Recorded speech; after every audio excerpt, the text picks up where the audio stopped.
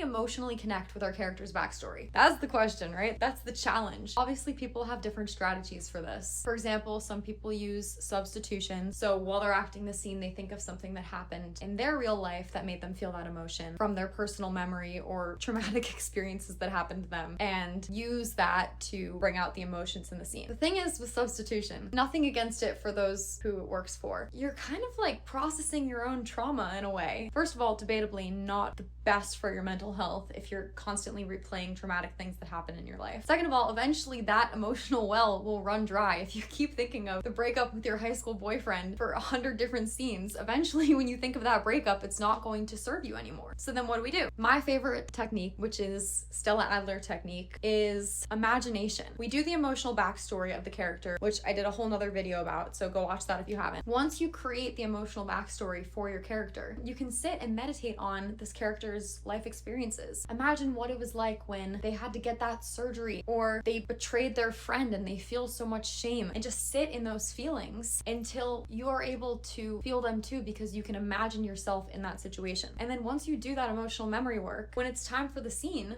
it's there. You can go into it and it comes to you because you've done the work. So when the other character says that thing that triggers your character because your character remembers what happened 2 years ago and you're supposed to start crying in that moment, you can actually authentically and truthfully feel moved in that moment because you've done the emotional memory work, which is not easy. It's something that I have not always been good at. I've been in Deborah Aquila's class at the Aquila Studio for 2 years now. That has totally transformed my acting because that's the technique. It's backstory, it's emotional memory work, and then you're really empathizing with and connecting to the character.